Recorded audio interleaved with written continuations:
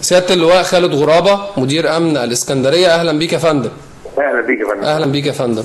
الوضع عند حضرتك يا فندم إيه؟ شايفين في أو سامعين إنه في تظاهرات هناك وأعداد بتتزايد؟ هو الأعداد هنا حوالي ما بتتراوح من 5000 ل 6000 شخص، وبيهتفوا حتى الآن ما فيش أي مشاكل. ناموا طوبتين ثلاثة كده ما فيش مشكلة يعني. أيوه. انما يعني احنا منبهين على القوات كلها بالتزام اقصى درجات ضبط النفس لحين يثبت العكس. يعني سيادة اللواء احنا نحاول برضو بقدر الامكان فعلا عملية ضبط النفس دي علشان العملية ما تتطورش طبعا. انا لهم بنفسي. وحاولت اتكلم مع فئة منهم. ايوه. ورفضوا الكلام. انا علشان تبقى عارف انا مسجل كل الاحداث دي لحظة بلحظة. بكاميرات محدش هيشوفها ومعروفه ومتحدده بالدقيقه وبالثانيه. ايوه. علشان يبان الحق من الباطل. وبعدين انا بناشد الشباب بقى مش كده يعني، خلونا نشوف شغلنا، خلونا نشوف البلد، خلونا نشوف مصر. انا بواسي طبعا يعني مش هيفوتني ان انا اواسي اسر الضحايا واقول لهم يعني ظهر الشباب اولادنا دول كلهم، وحزين جدا جدا جدا جدا للعدد الكبير اللي يعني. والله يا فندم يعني كل مصر حزينه على اللي بيحصل ده. كلنا حزانه كلنا حزانه وايام عصيبه وايام صعبه قوي علينا كلنا. سيادة اللواء بالنسبة للوضع الأمني للأقسام اسكندرية ايه الاخبار؟ يعني احيانا برضو احنا من امبارح عمالين بنفضل نسمع في اشاعات وحاجات، وده اسم مش عارف ولع وده مش عارف كذا، طبعا كلها اشاعات بتطلع، فاحنا عاوزين نطمن الناس برضو. انا بطمن اهالي اسكندريه الشرفاء كلهم المحترمين ان الاقسام كلها مؤمنه بالكامل زي تامين المديريه واكثر. ايوه. ولن يحدث ان شاء الله، ولن نسمح باذن الله انه يحدث اي تاني تعدي على اي مستوى شرطي.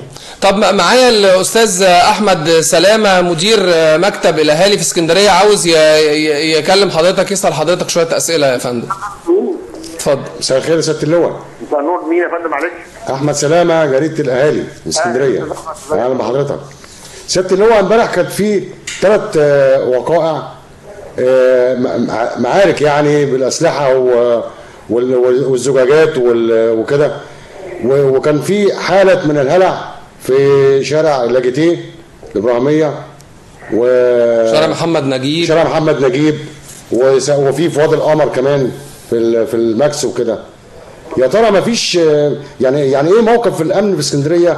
يا استاذ احمد ده مجتمع، ما فيش مجتمع ابدا يعني بيبقى لذيذ قوي وحلو وجميل والحياه ورديه، ما في مشاكل وفي خلافات.